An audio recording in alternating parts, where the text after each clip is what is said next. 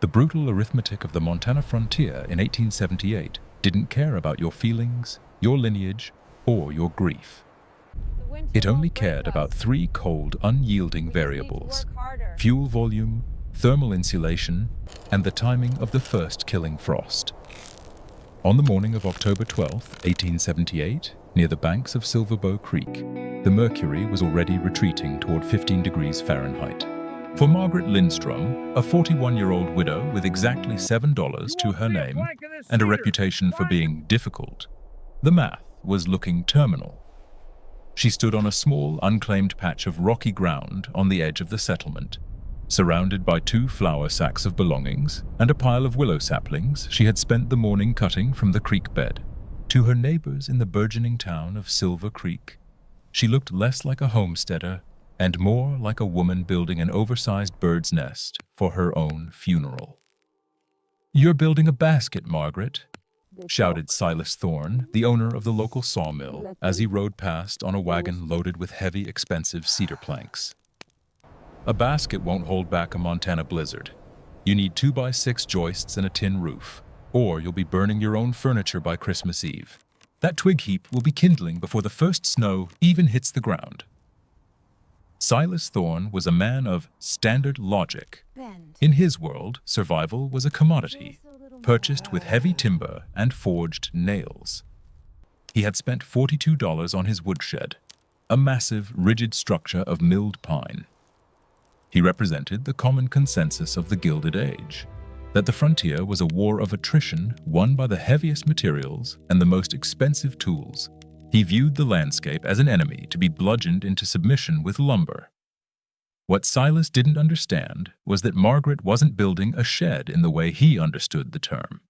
She was building a solution rooted in 1,000 years of Scandinavian vernacular engineering. She had grown up in the Dalarna region of Sweden, where her father had been a charcoal burner in the deep forests. In those woods, you didn't fight the wind. You let it slide past you. You didn't build rigid, you built flexible. You didn't rely on the weight of wood. You relied on the physics of the curve. The problem facing every settler in the Montana Territory was simple and terrifying: firewood. A single cabin required a minimum of 4 to 6 cords of wood to survive the 7-month winter. A cord is a massive volume of resource, 128 cubic feet of stacked timber. But the volume was only half the battle. If that wood gets wet, it loses 30% to 50% of its British thermal units, BTUs. Wet wood produces creosote, smoke, and a slow, smoldering death. Dry wood produces survival. In 1878, a conventional woodshed cost nearly $40, a fortune for a widow whose husband had left behind only debts and a small, exhausted claim. The conventional design was a rectangular box. To the untrained eye, it looked strong. To an engineer, it was an aerodynamic disaster. Rectangles create wind eddies that trap snow against the walls. They have flat or peaked roofs that accumulate thousands of pounds of snow load, often causing the structure to rack or buckle under the lateral pressure of the wind. Margaret's $7 had to cover her entire winter. She had spent $1.20 on a pound of 6-penny nails, $0.80 on a small handsaw, and $1.00 on a heavy-duty burlap tarp. The remaining $4 were reserved for cornmeal, salt pork, and a single pane of glass for the dugout she was excavating into the hillside nearby. Her woodshed, the twig shed, would have to cost exactly $0 in materials. It would be born of the creek and the mud. She began by driving 24 willow stakes into the frozen earth in a perfect circle, 10 feet in diameter. She didn't use a level or a square. She used a length of twine to ensure a perfect radius. She wasn't looking for straight lines. She was looking for the strength of the circle. She remembered her father's voice, echoing from the cold forests of Sweden. A straight branch breaks under the weight of the sky. A curved branch shares the burden with the earth. To the people of Silver Creek, her actions were a source of dark, judgmental humor. They gathered at the general store to discuss the widow's weave. They placed bets on whether the first wind gust from the Continental Divide would scatter her twigs across the valley like autumn leaves. They valued proper build, the heavy, the expensive, the rectangular. They didn't realize that in the brutal arithmetic of the frontier, physics is the only judge that matters, and physics doesn't care about the price of your lumber or the status of your name. Margaret ignored them. She knew that the willow saplings, green and flexible, could be woven into a structure with higher tensile strength than a poorly nailed pine box. She was applying a technique known as wattle and daub, a method used by her ancestors to build everything from granaries to homes. As the sun dipped behind the Elkhorn Mountains, casting a long, cold shadow over the valley, Margaret began to bend the first sapling. It was a 14-foot willow pole, thick as a man's wrist at the base. She arched it over her head, anchoring it to the opposite stake. It formed a perfect parabolic arch, the strongest shape in nature for resisting downward pressure. She was alone, impoverished, and ridiculed. But she had a plan that the proper men of Silver Creek couldn't even begin to calculate. She wasn't just building a shed. She was preparing for a war that only she knew was coming. If you are the kind of person who values practical wisdom over popular opinion, subscribe to help preserve these frontier techniques. Also, comment below, which city are you watching from? By the third day of construction, the skepticism in Silver Creek had shifted from mild amusement to a harder edge of public mockery. Margaret had completed the skeleton of her woodshed, and it stood 7 feet tall at its center point, a skeletal ribbed dome of bent willow and cottonwood saplings that looked like the bleached rib cage of a fallen beast. To the townspeople, it looked like a fragile cage that a child could kick over.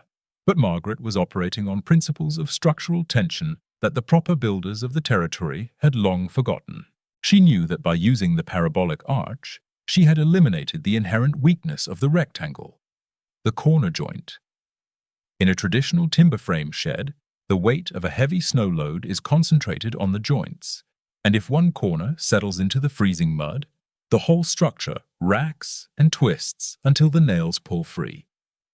Her dome, however, distributed weight equally across every inch of the willow framework, pushing the downward force directly into the frozen ground. The real work began with the weaving of the wattle. Margaret spent her mornings harvesting thousands of smaller willow withes, slender, flexible shoots no thicker than a pencil, from the creek bank. Starting at the base, she wove these horizontally through the vertical ribs, over and under, in a continuous spiral. It was basket weaving on an architectural scale, and as the weave tightened, the structure became incredibly rigid. The tension of the woven withes pulled the ribs together, creating a unified shell that could resist the lateral pressure of the high-altitude winds. But even a tight weave is porous, and this is where the daub came in, the part of the process that drew the most vocal ridicule from the neighbors who stopped to watch. Margaret's recipe for the daub was a foul-smelling slurry of heavy river clay, dried prairie grass, and fresh horse manure she gathered from the trail. The smell was enough to keep the more polite citizens at a distance, but it didn't stop Reverend Samuel Miller from approaching with his handkerchief pressed firmly to his nose. Miller was a man who believed that a Christian woman's dignity was tied to her domestic propriety, and the sight of a widow shoulder-deep in mud was more than his sensibilities could handle. He stood at the edge of the pit and told her that pride was a sin, but that wasting the community's patience on a mud nest was a faster way to find herself in a pauper's grave. He offered her a room in the church basement in exchange for 30 hours of laundry a week. But Margaret didn't even look up from her mixing pit. She explained that the manure provided the necessary enzymes to keep the clay from cracking when the temperature hit 40 below zero, and that the grass acted as a natural reinforcement, like modern rebar. She told him she found it more respectable to be warm in a house of mud than to be a frozen dependent in a house of debt. The second skeptic, Hermann Vogt, was far more dangerous because he spoke with the authority of a professional, a carpenter trained in the German guilds. Vogt was a man of rigid angles and 18-inch air gaps. He measured Margaret's weave with a folding rule. shaking his head at the lack of a raised floor. He warned her about the dew point and the stack effect, insisting that the moisture rising from the soil would turn her firewood into a rotting swamp before Christmas. He argued that without milled lumber and a tin roof, she was creating a humidor rather than a storage shed. Margaret countered by pointing out the 2 small ventilation gaps she had left at the very top of the dome. She understood that as the wood inside seasoned, it would release moisture, and the dome's shape would create a natural convection current, pulling fresh air in from the base and exhausting damp air out the top. She was stacking her wood on large flat creek stones to prevent ground contact, ensuring that her firewood would season even as the blizzard raged outside. The final skeptical voice was that of Silas Thorne, who had spent over $40 on a massive pine shed and felt that Margaret's zero-cost innovation was an insult to the industry. He mocked her for using cottonwood and willow, claiming that the first hard freeze would cause the earth to contract and snap her little sticks. He predicted that when the snow load hit the hillside 20 feet above her site, it would slide down and flatten her dome like a bug under a boot. But Margaret continued her work, applying the daub and layers 3 inches thick, building up a waterproof and windproof shell that would laugh at a blizzard. She finished the structure by shingling the curve with thick plates of ponderosa pine bark, which she sealed with a mixture of pine pitch and rendered tallow to ensure that every drop of rain or snow would be channeled harmlessly away from her precious fuel. By the time the first real frost arrived, the twig shed sat in the lee of the hill, a solid, mud-caked bell that cost her exactly $6, evinced a kind of ancient structural defiance that the men of Silver Creek couldn't begin to understand. The winter of 1878 did not arrive with a gentle dusting or a warning of light flurries. It descended upon the Teton River Valley with an atmospheric hammer blow that would be discussed by survivors for the next half-century. On the afternoon of January 14, 1879, a blue norther rolled down from the Canadian Rockies, and the mercury in the settlement of Silver Creek retreated with a violent speed that made kerosene freeze in its lamps and metal become as brittle as glass. Margaret Lindstrom, sensing the sudden drop in air pressure, that eerie, absolute stillness that makes livestock nervous and ears pop, knew that the reckoning had finally come. By 4 o'clock, the temperature had fallen to a deceptive 12 degrees, and the sky had turned a yellowish, bruised gray. Margaret made her final trip across the frozen yard to the twig shed, checking the seal on the heavy burlap and clay door before the wind began its sustained assault. By 8 o'clock that night, the wind hit with a 60-mile-per-hour roar that carried ice crystals with the force of sandpaper. Visibility dropped to less than 10 feet as the temperature plummeted toward 19 below zero. Inside her dugout, Margaret could hear the wind screaming across the prairie above her head like 1,000 trains, but her structure held firm under the weight of the night. While she sat in the steady warmth of her earthen shelter, the standard builds in the center of Silver Creek were facing a crisis of physics. Silas Thorne's $42 pine woodshed was a masterpiece of straight lines and rigid joints. But rectangles are aerodynamic disasters in a high-velocity wind. The wind hit his flat windward wall, creating high pressure that forced snow into every microscopic gap between the boards. And by midnight, his woodpile was glazed, coated in a solid mass of ice that would require a pickaxe to separate. As the storm reached its peak on the second day, Reverend Miller's shed faced a different catastrophe: the sheer weight of the sky. A cubic foot of packed snow weighs approximately 20 pounds, and his flat-pitched roof was supporting an estimated 3 tons of weight. The nails, made brittle by the 40 below zero cold, began to pop, the distinct sound of metal snapping as the lateral pressure of the snow load caused the timber structure to rack and buckle. Up on the ridge, however, the twig shed was experiencing a different reality. The parabolic dome, the very thing the town had mocked as a bird's nest, was its greatest ally. Because there were no flat surfaces to catch the wind, the storm didn't hit the structure. It slid around it, preventing the pressure pockets that had filled Silas Thorne's shed with snow. The snow load followed the same logic of the curve. As the drifts hit the hillside 20 feet above Margaret's site, The parabolic shape caused the snow to slide right over the dome or pile harmlessly against the sides, creating a natural insulation barrier. By the third day, the temperature outside hit 44 below zero, a level of cold that kills exposed flesh in minutes. Silas Thorne, desperate and shivering in a cabin that had dropped to 38 degrees, because his wood was buried under 8 feet of snow, saw a thin, ghostly plume of blue smoke rising from Margaret's dugout. It was the clean smoke of perfectly seasoned pine, not the thick black soot of wet fuel or burning furniture. He made the grueling trek up the ridge on snowshoes, a broken man seeking the basket he had ridiculed. He reached the site and found Margaret pulling wood from a stack that stood bone dry and within arm's reach. Silas stared at the dry splits, his voice rough with windburn, as he admitted that his roof had snapped, and the Reverend was currently burning his dining chairs to stay alive. Margaret didn't offer a word of pride or an "I told you so." She simply pointed to her hand sled and told him to grab a maul. She understood what the frontier had just proven. Physics doesn't care who laughs when the storm hits. It only cares about what works when you are 50 miles from help. The aftermath of the blizzard of 1879 did not just mark the end of a storm, it marked the death of an architectural era in the Silver Creek settlement. As the snow began to settle and the valley emerged from its frozen paralysis, the landscape of the frontier was permanently altered. The standard builds that had once been the pride of the town's men, the heavy timber sheds and rigid pine boxes, stood as splintered monuments to a logic that had failed the ultimate test. Silas Thorne's expensive cedar planks were buried under a roof that had surrendered to the weight of the sky, and Reverend Miller's wood supply remained a useless frozen monolith. The sociologists and historians of the territory would later note that the widow's weave had undergone a sudden, profound transformation from a source of public mockery to the new gold standard of frontier survival.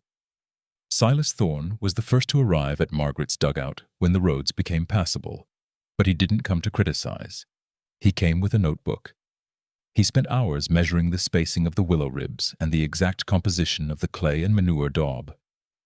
He was a man who had survived by outlasting younger men, and he had the honesty to acknowledge when he had been outthought by a woman with $7. Within weeks, Hermann Vogt, the German carpenter, was seen by the creek bank, not measuring milled lumber, but harvesting green willow saplings under Margaret's supervision.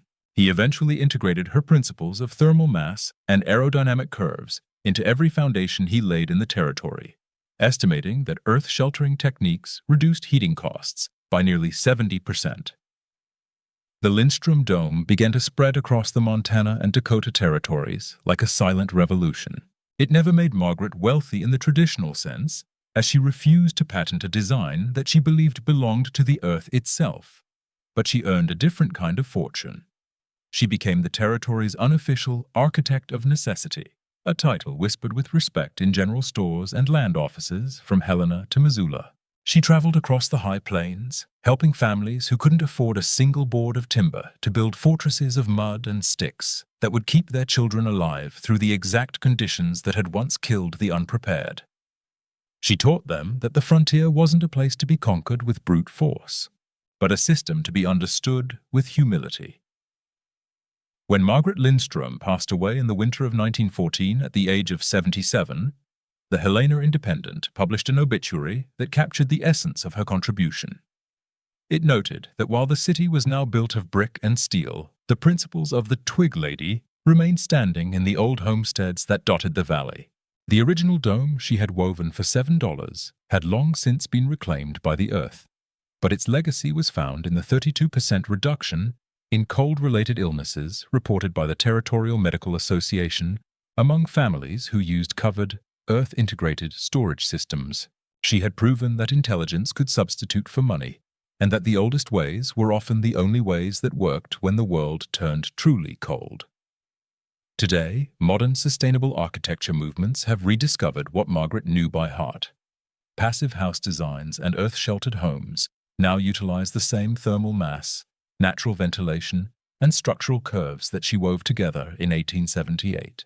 We look at these as innovations, Yet they are merely the echoes of a woman who looked at a willow tree and saw a roof, and who looked at the mud and saw a shield. The stone foundations and lower walls of the structures she influenced are still visible in parts of the Teton and Bitterroot valleys, standing as a testament to what is possible when one pays attention to what works rather than what is conventional. The frontier rewarded clear thinking under pressure, and it buried those who valued pride over physics. Margaret Lindstrom survived because she understood that the earth that grew the food could also shelter the body. The neighbors laughed at her shed made of twigs right up until the moment they started taking notes. That is the final legacy of the frontier. Wisdom isn't found in the price of the lumber, but in the strength of the weave and the depth of the preparation. If you found value in this story of frontier ingenuity and want to help preserve this knowledge, hit that like button to help others find these accounts of settler resilience. Subscribe to this channel to ensure this practical wisdom is never lost to time.